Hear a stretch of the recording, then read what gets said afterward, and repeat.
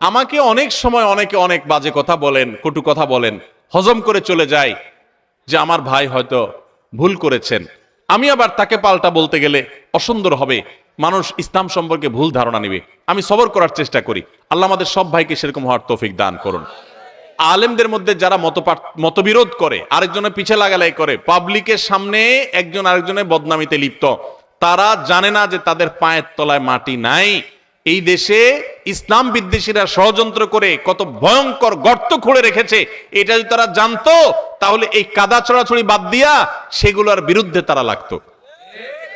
তারা প্রকৃত অবস্থা জানে না। যেই কোনো আলেম, যে কোনো ধার্মিক মানুষ, তিনি যদি পরস্পর দ্বন্দ্বে লিপ্ত হন তাহলে বুঝতে হবে যে বড় বড় চ্যালেঞ্জগুলো সম্পর্কে তিনি জানেন না, সেজন্য তিনি এই ছোটখাটো বিষয়গুলো নিয়ে পড়ে আসেন। আমরা নিজেদের পিছনে লেগে আসি। আজ শয়তান আমাদেরকে একজনের পিছনে একজনের লাগাই দিছে।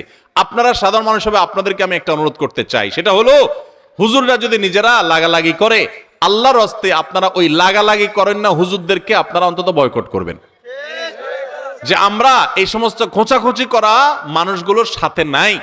এবং অনেক সাধারণ মানুষ আছে এক হুজুরের ভক্ত হইয়া আরেক হুজুরের 14 গোষ্ঠী উদ্ধার করে, আছে না নাই? ফেসবুকে জেহাদ করে দেখবেন, জেহাদ এটা হলো শয়তানের জেহাদ। যে এক হুজুরের পক্ষ হইয়া আরেক হুজুরের বিরুদ্ধে লেখা গালিগালাজ করতেছে। আপনার কে শিখাইছে? আপনার কোন হুজুর যদি আপনাকে শিখায় আরেক হুজুরের বিরুদ্ধে গালিগালাজ করো, ষড়যন্ত্র করো, তো মনে রাখবেন ওই হুজুর থেকে ইসলাম শিক্ষাই আপনার জায়েজ নাই। আপনি দিন শিখবেন সেই মানুষের কাছ থেকে যে মানুষটা অন্য মানুষকে ভালোবাসতে শিখায়। কার ভুল হতে পারে, সুন্দরভাবে পারলে বুঝান, না হলে চুপ থাকেন। নবী সাল্লাল্লাহু আলাইহি ওয়াসাল্লাম পরিষ্কারভাবে বলেছেন যে যে ব্যক্তি আল্লাহ এবং আখিরাতের প্রতি ঈমান আনে ফালিয়াকুল খায়রান আও লিয়াসমুত, সে হয় ভালো কিছু বলবে আর নাহলে চুপ থাকবে, মুখ দিয়ে খারাপ কিছু বলবেন না। আমার অবাক লাগে অনেক হিন্দুদের আইডিতে অনেক আমাদের ছেলেফেলেরা, মুসলমানের ছেলেফেলেরা দেখা যায় কমেন্ট করে সেখানে তাকে গালিগালাজ করে, মালাউন, এটা সেটা নানান খারাপ কথা বলে। আমাদের সাহাবীদেরকে আপনি দেখাতে পারবেন যে তারা কোনো অমুসলিমকে গালিগালাজ করতেন? অন্য ধর্মের মানুষের প্রতি সুন্দর আচরণ করবে, সে ইসলামের সৌন্দর্য বুঝতে পারবে। আল্লাহ তাআলা আমাদেরকে হেদায়েত দান করুন। তাহলে পারস্পরিক কাদা ছোড়াছুড়িতে আমরা নাই, কি বলেন? আমরা নাই, আমরা কখনো করব না। এতে যা হয় হোক, দলাদলিতে আমরা নাই। আব্দুল্লাহ জাহাঙ্গীর রহমাতুল্লাহ একটা সুন্দর কথা বলতেন। স্যার বলতেন, শুনেন, আমরা হুজুররা গন্ডগোল করব, এগুলো আমাদের স্বার্থের ব্যাপার।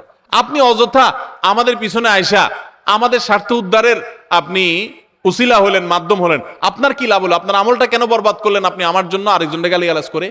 এই জন্য কোন হুজুরের ভক্তি করতে গিয়া আরেক হুজুরের শত্রু হতে যাবেন, আরেক হুজুরের গালিগালাজ করতে যাবেন। এবং মুসলমানদের পরস্পর এক দল আরেক দলের গোষ্ঠী উদ্ধার করলেন, উনি একপন্থী উনি আরেকপন্থী। ভাই, আপনারটা আপনি প্রচার করেন, আরেকজনকে গালিগালাজ করবেন না। মনে রাখবেন তো ইনশাআল্লাহ। তাহলে ওলামাদের ঐক্য যাতে নষ্ট না হয় সেই জন্য আমরাও শান্তিপূর্ণ ভাবে থাকার চেষ্টা করব এবং এই জাতীয় কাজ পরিহার করব। আল্লাহ আমাদের তৌফিক দান করুন। যুবকরা যদি সুন্দর হয়ে যায়, গোটা দেশ সুন্দর হয়ে যাবে। যুবকরা যদি সচেতন হয়ে যায়, চৌকান্না হয়ে যায়, গোটা দেশ, গোটা সমাজ, গোটা পরিবার সুন্দর হয়ে যাবে। এই জন্য আপনাদের এই যে চেষ্টাটা, এই যে প্রচেষ্টা, যে আপনারা ইবাদত বন্দেগী করতে চান, ভালো কিছু করতে চান, সেবামূলক কিছু করতে চান, সেটা অবশ্যই প্রশংসনীয় কাজ। আমি আপনাদেরকে কয়েকটি পরামর্শ দিতে পারি। নাম্বার 1, আপনারা নিজেদের ব্যক্তিগত ইবাদত বন্দেগীর পাশাপাশি আপনার এলাকায় কোন গরিব মানুষগুলো ভালো করে ইফতার জোগাড় করতে পারে না, সাহারি জোগাড় করতে পারে না, জিনিসপত্রের দাম অনেক বেশি, দ্রব্যমূল্যের ঊর্ধ্বগতির এই সময়ে বহু পরিবারের মানুষ আছে যে ইফতার করতে পারে না।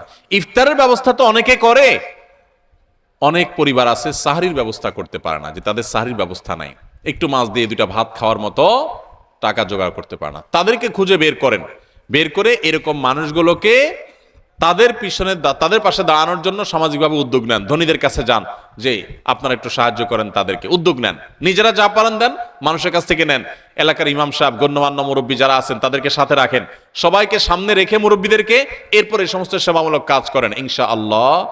তাহলে আল্লাহ তাআলা আপনাদেরকে আদর্শ যুবক হিসাবে সমাজের মানুষের সবচাইতে উপকারী কাজগুলো করার তৌফিক সামনে আরো বেশি দিবেন।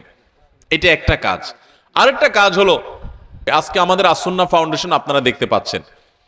আল্লাহ তাআলা আমাকে আসুন্নাহ ফাউন্ডেশন গঠন করার আরো 1 যুগ আগে আমাকে আল্লাহ তাআলা ছোটখাটো কিছু সেবামূলক কাজ করার তৌফিক দিয়েছেন। অনেক বেশি করতে পেরেছি তা না, মানুষের কাছ থেকে চেয়ে চিনতে নিয়ে গরিব মানুষদের পাশে দাঁড়ানো, ঝড় জলোচ্ছ্বাসে, বিভিন্ন সময় বন্যায়, সাইক্লোনে অভাবী মানুষদের পাশে দাঁড়ানোর জন্য ছুটে ছুটে আমি গিয়েছি।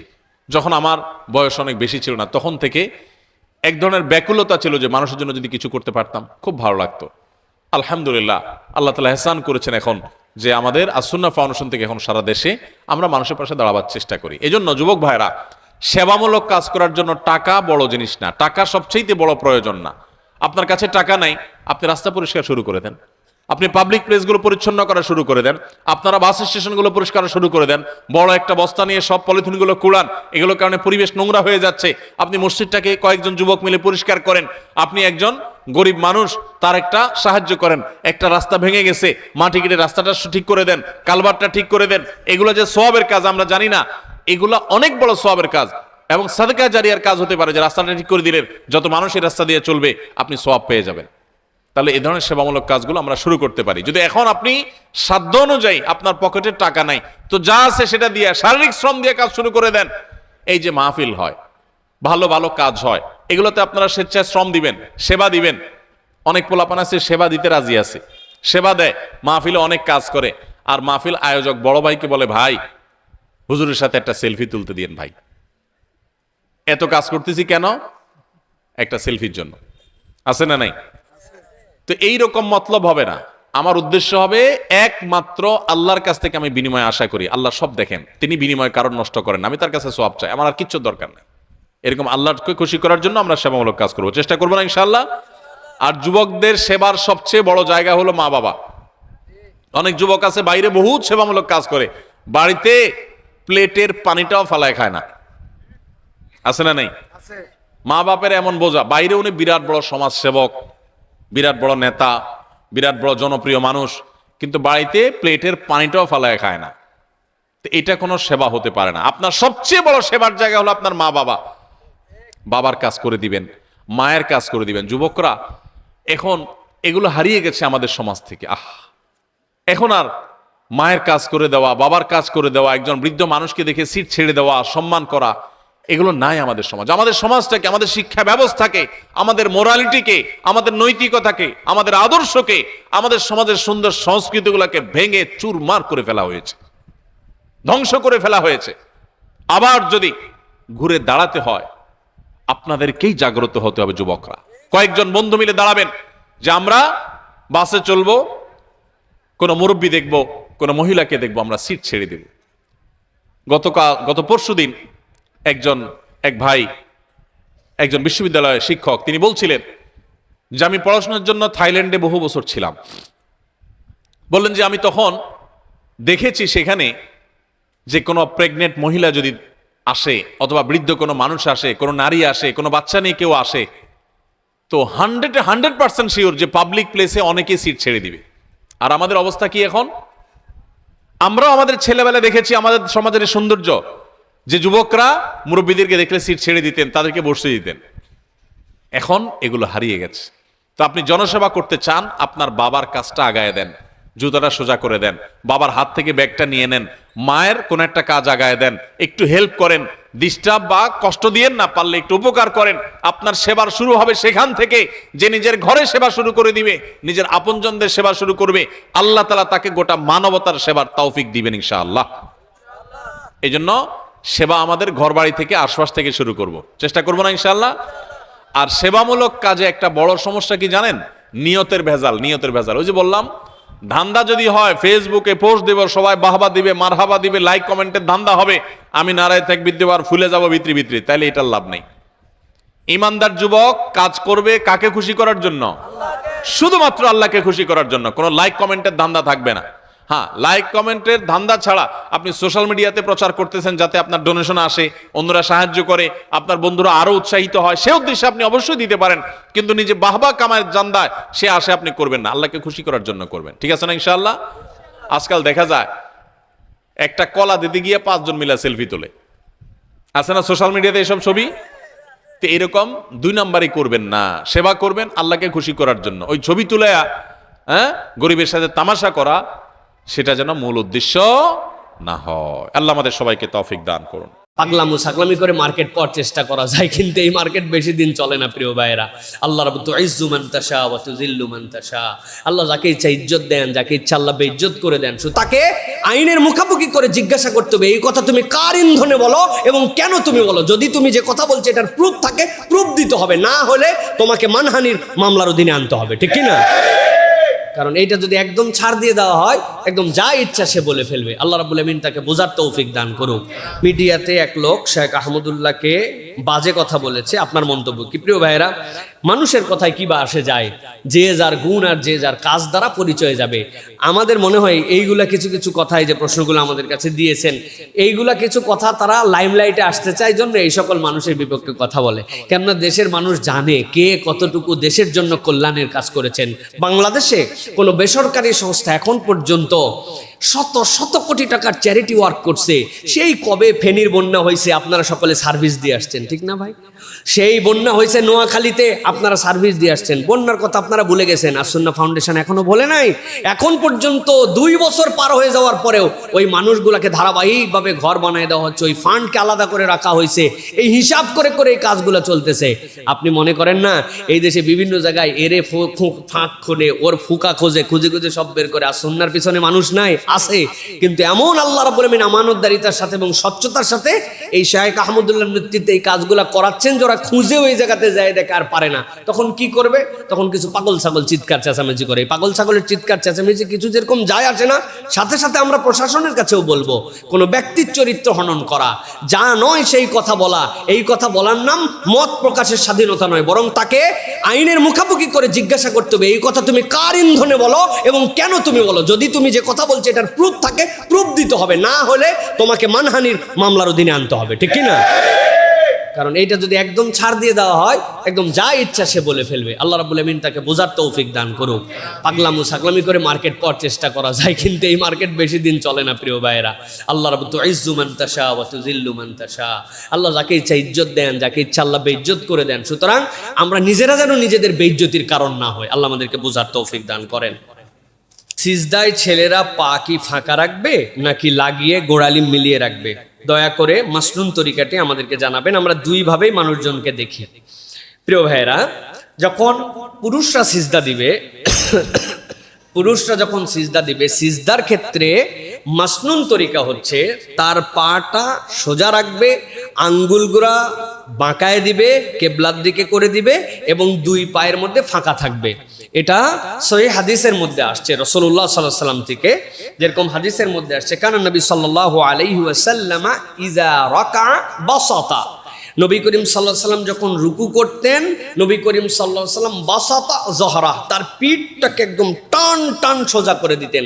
আমাদের ওস্তাদরা অনেক সময় উদাহরণ দিতেন যে বাসাতা যহরাহু মানে তার পিঠের উপর একটা কলসি রাখা যাবে, এরকম সোজা আল্লাহর নবী তার পিঠকে করতেন। এরপরে আসছে হাদিসের মধ্যে ওয়াইদা সাজাদা ওয়াজ্জাহা আসাবিআহু কিবালাল কিবলাতি ফাতাফাজ্জা। আল্লাহ নবী সাল্লাল্লাহু আলাইহি ওয়াসাল্লামের ব্যাপারে বলা হচ্ছে, যখন নবী করিম সাল্লাল্লাহু আলাইহি ওয়াসাল্লাম সিজদায় চলে যেতেন তখন তার পাকে সোজা করতেন, নখগুলা ভাঁজ করে কিবলার দিকে দিতেন, ফাতাফাজ্জা। এরপর আল্লাহ নবী সাল্লাল্লাহু আলাইহি ওয়াসাল্লাম 2 পায়ের মধ্যে ফাঁকা থাকতে। ইবনে হাজার আসকালানী রাহমাতুল্লাহ ব্যাখ্যা করেছেন, ফাতাফাজ্জা মানে হচ্ছে ইয়ানি ওয়াসা বাইনা রিজলাইহি, 2 পায়ের মধ্যে তিনি তখন ফাঁকা রাখতেন। সুতরাং ফাঁকা রেখে কিবলার দিকে নখগুলাকে খাড়া করে দিয়ে এইভাবে সালাত আদায় করা, এটাই হচ্ছে উত্তম সিজদা দেওয়ার পদ্ধতি। হানাফি ফকি যারা, অন্যান্য যে সকল ফকি আছেন তারা এটাই বলেছেন। তবে একটা হাদিসের মধ্যে ব্যতিক্রম কথা এসেছে, লাগায় যাওয়া, 2 পায়ে লাগায় দেওয়ার কথা আসছে, কিন্তু সেটাকে অন্যান্যরা মুহাদ্দিসরা এটাকে একটা বিচ্ছিন্ন বলেছেন, শাজ, মানে রেগুলার যে সকল হাদিস আসছে এর ব্যতিক্রম হিসাবে। এইটা লাগানো বা না লাগানোর দ্বারা আপনার নামাজের ভাস্ট কোনো ক্ষতি হয়ে যাবে না, কিন্তু আল্লাহর নবী যেই তরিকায় পড়েছেন সেই অনুযায়ী সিজদায় যাওয়ার সময় পা খাড়া থাকবে, নখগুলা কিবলার দিকে থাকবে, 2 পায়ের মধ্যে ফাঁকা থাকবে। এটাই স্বাভাবিক এবং মাসনুন পদ্ধতি। আমরা নিজেরা এই আমল করার জন্য চেষ্টা করব ইনশাআল্লাহ। রুকু সিজদায় যাওয়া বা ওঠার সময় কখন থেকে তাকবীর বলবো? কিছুটা চলে যাওয়ার পরে বা ওঠার পরে নাকি বলতে বলতে? দয়া করে এই বিষয়টি আমাকে জানাবেন। প্রিয় ভাইয়েরা, আমরা যখন সালাতে দাঁড়াই, সালাতে আমাদের তাকবীর হচ্ছে কমান্ড, এই তাকবীর অনুযায়ী আমরা চলাফেরা করি। এখানে দুইটা গুরুত্বপূর্ণ বিষয় আছে, একটা হচ্ছে ব্যক্তিগত সালাত আর একটা জামাতের সালাত। ব্যক্তিগত এবং জামাতের সালাতের ক্ষেত্রে উভয়ের ক্ষেত্রে তাকবীর কখন বলবো, এটার মাসনুন তরিকা হচ্ছে যে যখন আমি যেই হালত থেকে পরিবর্তনের দিকে যাচ্ছি, দাঁড়ানো থেকে ঝোঁকার দিকে যাচ্ছি, সিজদা থেকে ওঠার দিকে আসতেছি, আমার তাকবীর ওঠার সাথে সাথে ঝোঁকার সাথে সাথে বলতে বলতে যাব, এবং শুরু এবং শেষ ঝোঁকার থেকে শুরু, যেখানে যে শেষ সেখানে যে আমার তাকবীর শেষ হবে, ওঠার থেকে শুরু, যেখানে এসে শেষ আমার হালত সেখানে এসে আমার তাকবীর শেষ হবে। এটাই হচ্ছে আহসান, এটাই হচ্ছে উত্তম পদ্ধতি। এর ব্যতিক্রম করাটা আমাদের অনুচিত। এর ব্যতিক্রম করলে কিছু ঝামেলা হতে পারে। একটা উদাহরণ দেই, ইমাম সাহেব ধরেন যে রুকুর থেকে উঠার পরে দাঁড়ায়া তারপরে বলে সামি আল্লাহু লিমান হামিদা। কি হতে পারে, কোনো ব্যক্তি যদি কোন রাকাতকে কাউন্ট করতে চায়, শরীয়ত হচ্ছে ওই রাকাত কাউন্ট হবে যদি রুকুতে যে এক তাসবিহ পরিমাণ উনি তাসবিহ পেয়ে যায়, তাহলে তার রাকাত কাউন্ট হয়ে যাবে। এখন ইমাম সাহেব তো উঠে গেছে কিন্তু বলছে সামি আল্লাহু লিমান হামিদা পরে, একজন লোক আসছে এসে চট করে রুকুতে গেছে, উনি দুইবার সুবহানা রাব্বিয়াল আযীম পড়ে ফেলছে, অথচ ইমাম কিন্তু তখন দাঁড়ানো, তারপরে সে বলছে সামি আল্লাহু লিমান হামিদা, তাহলে তার রাকাত হবে না? হবে না, রাকাত কিন্তু হবে না। এই জন্য সতর্ক থাকতে হবে এইটা আমাদের, যে আমরা যখন থেকে শুরু করব তখনই বলবো। এবং অনেক মুসল্লির নামাজেও ঝামেলা হয়, মানুষ কেবলমাত্র ইমামের তাকবীরই শোনেন, ইমামকে দেখতে পায়। এখন ইমাম দেখা যাচ্ছে যে রুকু থেকে সিজদার কাছাকাছি যাওয়ার সময় বলতে শুরু করেছে আল্লাহু আকবার, অনেক লোক যাবে কি যাবে না, যাবে কি যাবে না, এরকম হালত তৈরি হয়ে যায়, হয় কি না প্রিয় ভাইরা? এই জন্য শরীয়তের বিধান হচ্ছে যে আমরা যখন থেকে যে হালত শুরু করব ওই হালত থেকে পরিবর্তনে যাওয়ার শুরু থেকেই বলবো, যেখানে যাই পরিবর্তন শেষ ওখানে শেষ করে দিব। এইভাবে আমাদেরকে আমাদের তাকবীরগুলা বলার জন্য চেষ্টা করতে হবে। আল্লাহ যেন বুঝার তৌফিক দান করেন। সর্বশেষ একটা জিনিস বলে শেষ করে দিব প্রিয় ভাইরা, আগামী জুমায় তো আমি আসবো না এখানে, এর পরের জুমায় তারপরে আবার আপনাদের দেখা হবে ইনশাল্লাহ। সেটি হচ্ছে যে আমাদের জীবনে কোরআনুল কারীমের 4টা আমল আছে। আমরা অনেক সময় অস্থিরতায় ভুগি, অনেক সময় আমাদের সম্পদ নিয়ে, শত্রু নিয়ে আমাদের মধ্যে নানান ধরনের পেরেশানির মধ্যে চলে, নানান ধরনের শয়তানের ওয়াসওয়াসা চলে। কোরআনের 4টা আয়াতের আমল যদি আমরা একদম সহজ, সকলের জানা, এটা যদি আমাদের জীবনে রাখতে পারি এবং এর প্রতি যদি আমাদের বিশ্বাস আল্লাহ রাব্বুল আলামিনের প্রতি একদম 100% নিয়ে আসতে পারি, আমাদের জীবনটা অনেক ঝরঝরা লাগবে। অনেকে আমাদের কাছে বলেন এই ঝামেলা সেই ঝামেলা, শত্রু, পেরেশানি, মামলা মোকদ্দমা, এই সেই শয়তানের ওয়াসওয়াসা, ঠিকঠাক মতো চলতে পারি না। আমি আপনাদের কাছে 4টা আয়াতের কথা বলি। একটা হচ্ছে মানুষের যে ক্ষতিগুলা করে, এর একটা হচ্ছে কুদৃষ্টি দেয় মানুষের প্রতি। এই কুদৃষ্টির কারণে আমাদের অনেক ক্ষতি হয়। রাসূলুল্লাহ সাল্লাল্লাহু আলাইহি ওয়াসাল্লাম বলছেন, একটা মানুষকে যদি মানুষ মেরে ফেলতে পারতো, তাহলে মালাকুল মউতের বাইরে তার কুদৃষ্টিতেও মানুষ মেরে ফেলতে পারে, সুস্থ মানুষকে অসুস্থ করে দিতে পারে। তো এই জন্য কুদৃষ্টির থেকে বাঁচার জন্য একটা আয়াতের আমল আমরা করব, সেটা হচ্ছে মাশাআল্লাহ লা হাওলা ওয়ালা কুওয়াতা ইল্লা বিল্লাহ। এইটা আমরা বেশি বেশি আমাদের আমলের মধ্যে রাখবো, মাশাআল্লাহ লা হাওলা ওয়ালা কুওয়াতা ইল্লা বিল্লাহ। এইটা হচ্ছে কুদৃষ্টি থেকে, এই সংক্রান্ত বিষয় থেকে আমাদেরকে হেফাজত করবে। 3 নম্বর, আমি যেন একটু নির্ভর থাকতে পারি, আমার মনটা যেন স্ট্রেসহীন থাকে এবং আমার শত্রুর থেকে যেন আমি হেফাজতে থাকতে পারি। আল্লাহ রাব্বুল আলামিন এর জন্য একটা আমাদের জন্য আয়াতে কারিমা দিয়েছেন, সেটা কি? আমরা বলবো ওয়া উফাউযিদু আমরি ইলাল্লাহ, ওয়া উফাউযিদু আমরি ইলাল্লাহ, ওয়া উফাউযিদু আমরি ইলাল্লাহ। আমার সব কিছু আমার আল্লাহর কাছে সমর্পণ করে দিলাম। সুবহানাল্লাহি ওয়া বিহামদিহি। রব্বুল আলামিন আমার এইগুলা দেখবেন। এইটা হচ্ছে 2 নম্বর। 3 নম্বর, শয়তান আমাদেরকে ধোঁকা দেয়। ভালো মানুষ ভিন্ন দিকে চলে যাচ্ছে, নামাজি মানুষ নামাজ পড়তে চাচ্ছে না, ভালো পরিবারের সন্তান এলোমেলো হয়ে যাচ্ছে। এই যে শয়তানের ধোঁকা, এখান থেকে বাঁচার জন্য বেশি বেশি আমরা পড়বো হাসবুনাল্লাহু ওয়া নি'মাল ওয়াকিল, হাসবুনাল্লাহু ওয়া নি'মাল ওয়াকিল। এটা আমাদের ওজিফার মতো বানাবো, হাসবুনাল্লাহু ওয়া নি'মাল ওয়াকিল।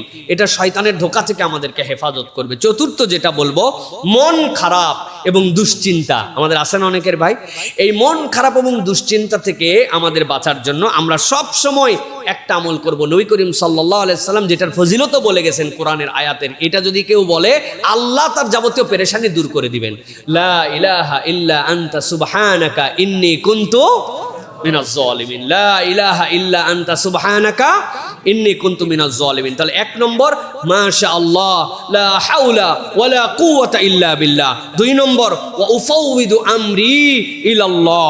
3 নম্বর হাসবুনাল্লাহু ওয়া নি'মাল ওয়াকিল। 4 নম্বর লা ইলাহা ইল্লা আনতা সুবহানাকা ইন্নী কুনতু মিনাজ জালিমিন। আল্লাহ যেন আমাদেরকে এই কাজগুলি আমলগুলির দ্বারা আমাদের হৃদয়গুলোকে প্রশান্ত করে দেন।